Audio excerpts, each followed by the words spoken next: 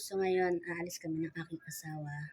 Magka-canvas kami ng motor. Kasi yung motor na ginagamit niya pamasada is, medyo 50-50 na yung buhay niya. Dahil napakatagal na nun, siguro mga 9 years na rin sa amin yung motor na yun. Pang pamasada niya. So TMX yun. So ngayon, mag-canvas kami. Kung magkano ang motor. So, balikan ko kayo. Namin. Tagal na yan eh. 9 years na siya. Kasi 2017. 9 years na ba na? 9 or 8. 2017. Binili namin. Ayan, nagaling na kami sa Razer. Ang price ng Barako yan. Barako is 19,000. So, may ligo siya na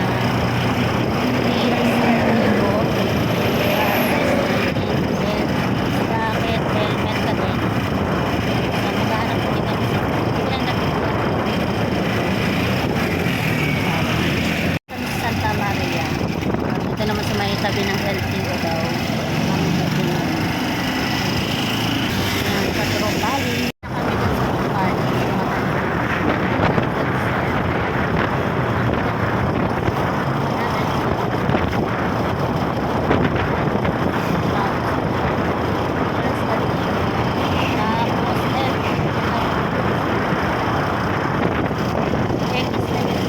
Sa motor trade 103 doon, walang freebies. Dito naman kami sa may Superbike. Yan, Superbike ang tabuka.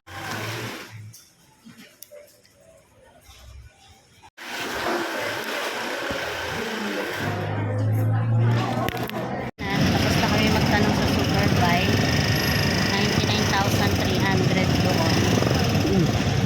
Tapos ang freebies is helmet at dalawang langis. Yun lang. So, nag-withdraw na rin ako ng pera. Kasi baka bukas.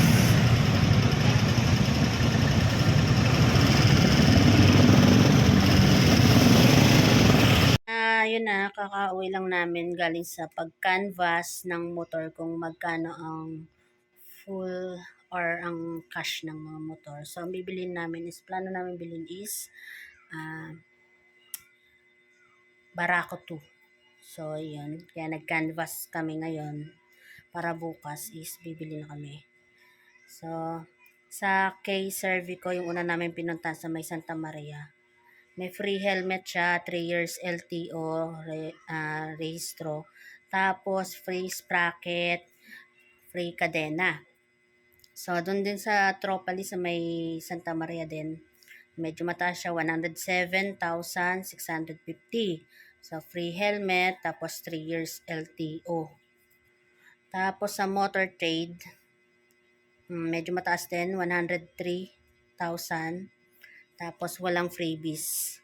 Tapos, bukod doon, pag rehistro sa LTO, may bukod na charge. So, bukod din yung bayad sa parehistro sa LTO. Bukod din yung bayad na pag ipapa for hire mo. Hindi katulad sa may K-Cervico is lahat na yon 98,000 kasama na. Pati rehistro, 3 years. Okay na yan, wala ka nang ibang babayaran. Sa Superbike naman, sa may Bukawi, 99,300. 3 years LTO, tapos free helmet, tapos dalawang langis. So, yun. Yung LTO is kasama na din dun sa bayad sa 99,300. So, yun lang. So, ang plano namin bumili sa K-Cervico kasi mas mababa. Tapos, mas marami pang freebies. Tapos, yung parehistro sa LTO is kasama na. Wala ka nang ibang babayaran. So, bukas kami bibili kasi hindi kami nakabili ngayon dahil naka-tricycle kami. So, syempre, sino magdadrive ng tricycle pa uwi? Kaya ko naman sanang i-drive yung kaso nga lang, wala naman akong lisensya. Diba? Tsaka takot ako sa kalsada. So, kaya bukas ay magko-commute lang kami. Tapos, syempre, tsaka wala rin akong hawak na pera. Mag-ano pa tayo, mangunguha pa ng pera pambayad. So, ayan na. So, bukas na lang, pakita ko sa inyo kung ano yung bibili namin. Bye, guys!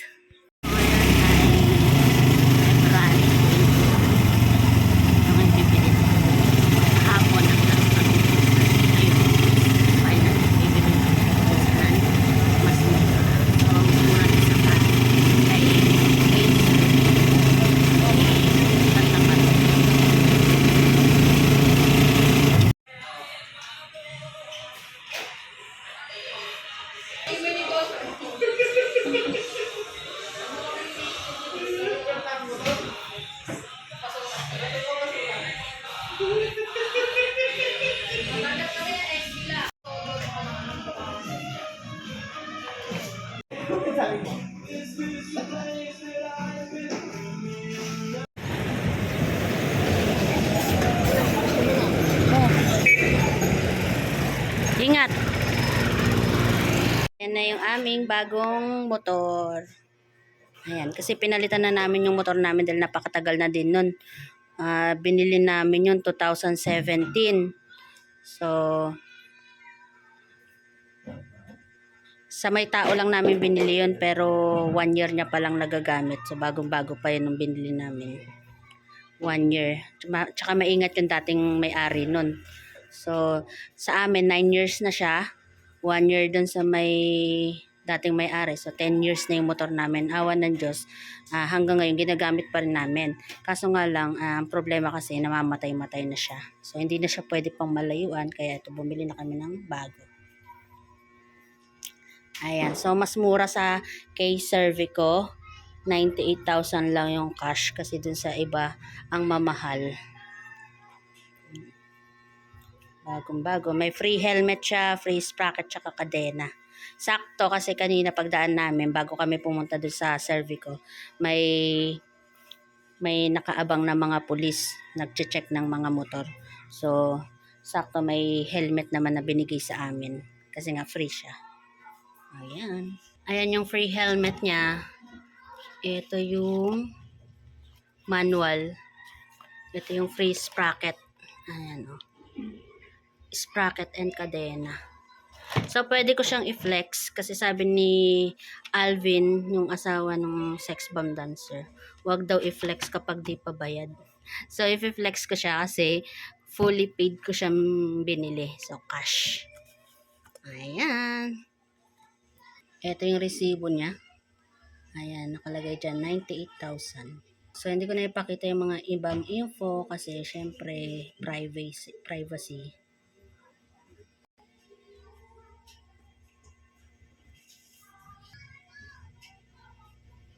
Yan.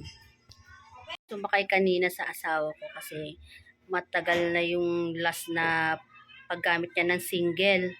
Ilang taon na siyang namamasada na ang gamit ay with sidecar, no? So, syempre, medyo nangangapa siya ng nakasingle pa. Dahil nga hindi na siya nagsisingle ng gamit ng motor. So, hindi ako sumakay, na masahe ako, pauwi ko. So, siya lang yung nakasakay dun sa motor para for safety. So, kakabit din namin siya sa sidecar namin kasi nga yung motor namin is palitan na rin naman. Pero okay pa naman siya, nagagamit pa rin yung motor namin. Tagal na rin. 10 years na siya in total. Kasi 9 years na namin siya ginagamit tapos 1 year dun sa binilihan namin. Yan, tagal na. Talagang depende rin talaga sa brand minsan at depende rin sa paggamit. So kahit na branded yung motor mo, kung barubal ka gumamit, useless din, di ba? So kailangan marunong kang gumamit din talaga at mag-ingat. Ingatan yung mga motor, yung mga gamit, kahit anong gamit, kailangan syempre ng pag-iingat. Tapos sa brand din naman din talagang matibay. So, yung dating motor namin is TMX Honda yon. So, ngayon naman is Barako to Kawasaki. Yan. So, thank you God at meron na kaming bagong motor na nabili. So, tsaga-tsaga lang. Ipon-ipon lang din naman. Hindi naman namin totaling binigla na may cash talaga kami kaagad. Ano yun, kumbaga, in process na muna yun, syempre. Ipon-ipon lang. Total, magaling naman ako mag-ipon. Yun yung talent ko. Sa magaling mag-ipon talaga. So, awa ng Diyos, mga ilang months lang, parang 4 months, 5 months, ganun, 4 months, 5 months, nakaipon na kaagad. Thank you. At thank you God talaga. So, makakapamasada na lagi yung asawa ko kahit hanggang dun sa pinaka highway, kapamasada na siya. Kasi namamasada siya ngayon dahil nga medyo yung motor namin is alanganin. So, hanggang dito lang siya sa looban, dito sa lugar namin. So, ngayon, pwede na siya uling lumabas para mamasada, para mas dagdag income, diba? Yan. Thank you for watching.